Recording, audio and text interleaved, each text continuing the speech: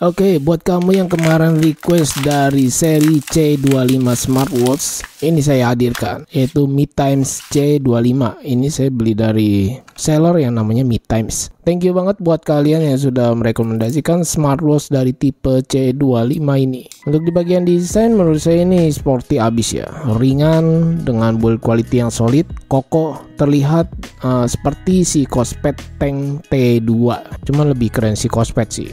Kalau saya timbang ini beratnya cuma 54 gram aja, nggak terlalu berat ya guys, cukup ringan, mantep untuk dipakai sehari-hari. Cuma kalau kita perhatikan untuk dia punya desain ini emang diameternya agak besar dan cukup tebal ya guys. Dari segi harga ini terbilang murah loh guys, dia hanya 400 ribuan aja ya. Dan kalau saya cek di bagian TikTok Shop itu lebih murah lagi, nggak sampai 400 ribu, hanya 300 ribuan lebih, mantep sih. Untuk fitur dari Bluetooth call dia sudah ada ya, saya coba tes.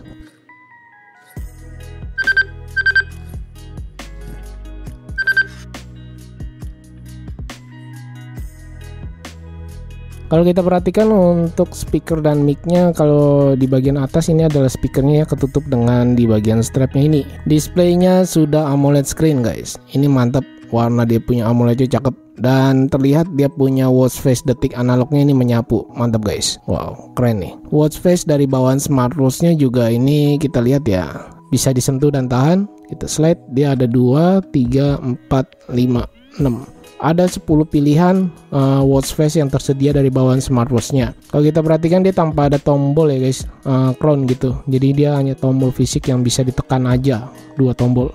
Display ukurannya 1,43 inch, ini lumayan besar.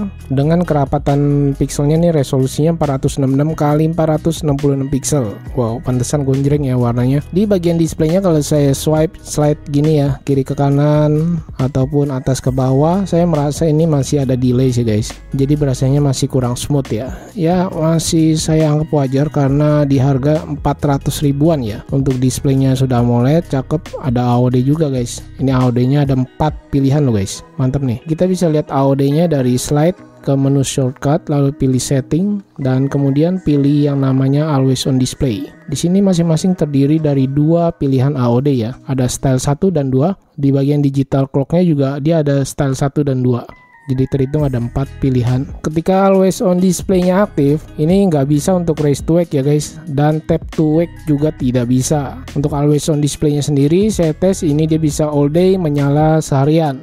Jadi tidak ada setting untuk diwaktuin gitu, tidak ada schedule-nya ya. Di bagian kecerahan layar ini udah oke banget guys. Saya pakai ini yang paling terendah ya di indoor, karena ini dalam ruangan untuk syuting. Sedangkan kalau di outdoor ini harusnya sih udah oke banget. Bisa dilihat ini silau banget guys. Kecerahan layarnya mantap, brightness-nya. Dan lagi saya mau infokan dia belum ada auto brightness ya. Jadi masih manual, cuma di slide gini aja ke atas dan ke bawah. View UI-nya terbilang banyak guys, tapi kita harus masuk ke dalam setting ya, tidak bisa diubah dari tombolnya ini.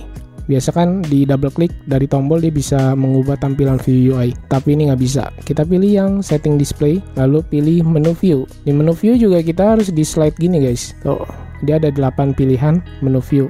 Fungsi tombol-tombolnya yang atas ini untuk masuk ke menu utama, tampilannya seperti ini. Dan kalau saya coba double klik nggak bisa guys, dia langsung keluar lagi ya ke menu awal, pilihan watch face awalnya. Lalu tombol yang bawah ini untuk masuk ke mode sport, olahraga. Tampilannya seperti ini dan dia tidak ada built-in GPS. Jadi nggak ada GPS ya di smartwatch ini. Kalian harus bawa smartphone untuk menjadi GPS-nya. Kemudian di mode olahraga ketika aktif, saya slide ke kiri dan ke kanan. Ini hanya menampilkan play, pause, dan stop aja, tidak ada untuk music Bluetooth-nya. Jadi music Bluetooth itu dia terpisah ya guys. Untuk baterainya sendiri menurut saya ini terbilang awet loh guys. Ini sudah saya pakai sekitar seminggu lebih, hampir 2 mingguan deh kayaknya nih. Ini baterainya mantep, badak banget. Dan kapasitasnya memang besar sih, dia sampai 410 mAh guys. Bluetooth version masih menggunakan 5.2, belum yang 5.3. Ketika saya pakai di lengan saya yang kecil, nih lingkar lengan saya 16 cm, terlihat dia punya strap lumayan panjang ya, tetapi dia ada 2 penyangga strap di sini yang salah satunya ini tidak bisa diubah-ubah ke bawah atau ke atas ya. Jadi dia diam di sini aja guys. Yang bisa diubah-ubah hanya yang di bagian pengait keduanya ini. Oke, terlihat rapi menurut saya ketika strapnya ini terpasang di lengan saya, sporty banget, tetapi terlihat agak lebar ya. Dan dia punya smartwatchnya ini terlihat besar guys, mantap, terlihat sporty banget dan tebal. Nanti kita ukur. Raise to wake-nya saya coba tes. Dia berjalan baik, cuma berasanya agak delay ya. Kita coba sekali lagi untuk raise to wake-nya. Di pinggir case saya ukur dia 13 mm lebih. Wow, ini lumayan tebal ya. Dan diameternya ada di 50 mm lebih guys. Ini hampir mencapai 51 mm ya. Lug to lug-nya sendiri ini 56 mm lebih. Wow, dan di bagian strap quick release dia ada di sebelah kanan. Saya coba copot dan mau ukur di bagian lug strapnya nih, lebar strapnya. Ya, bisa dilihat 22 mm lebih, harusnya sih 22 mm ya. Kita lihat-lihat di bagian fitur ya. Fitur sih menurut saya ini terlihat seperti smartwatch kebanyakan ya. Dia punya tampilannya heart rate, kita lihat, wow, dia langsung muncul. Dan ini harus di tap dulu baru dia berfungsi atau berjalan ya. Tampilan heart rate dia berjalan secara dinamis atau berkelanjutan. Kita lihat yang lainnya. Di sini ada exercise, tadi kita udah lihat ya. Untuk exercise record juga bisa tersimpan datanya di sini. Lalu ada blood pressure, kita harus tap juga seperti heart rate. Blood pressure ini adalah tekanan darah ya guys, bukan SpO2. Untuk blood pressure-nya atau BP dia tidak berjalan dinamis, hanya berhenti saja seperti ini tampilannya.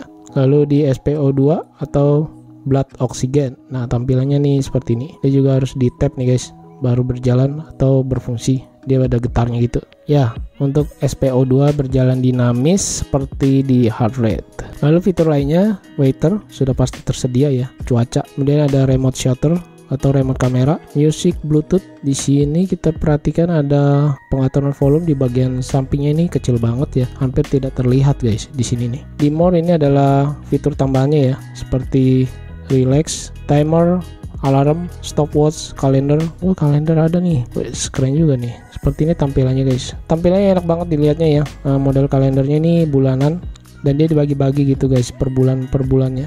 Mantap. Fine phone ada tersedia, kalkulator juga ada di smartwatch C25 ini. Tapi dia harus masuk ke folder more-nya gini ya. Jadi dia tidak ada di luar untuk tampilan fitur kalkulatornya. Di setting kita lihat di bagian display, ini untuk screen time off ada 30 detik lamanya. Raise to wake bisa kita aktifkan dari fitur smartwatch-nya langsung tanpa buka aplikasi lagi, dan aplikasinya menggunakan seri David app ya. Di sini masih banyak tambahan watch face yang bisa kita pilih atau kita gunakan. Semuanya bisa kita download secara gratis guys. Kesimpulannya, smartwatch Me Time C25 layarnya ini sudah AMOLED warna layarnya ini cakep guys, AMOLED-nya mantep.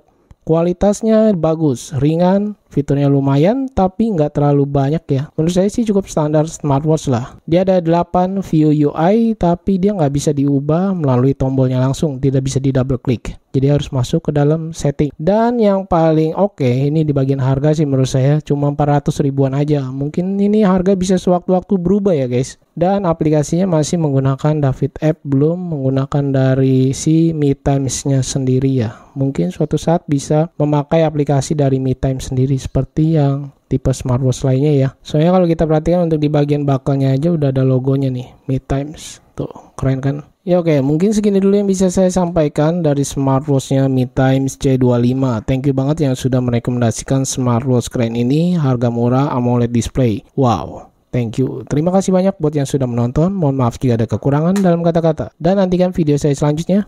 Bye.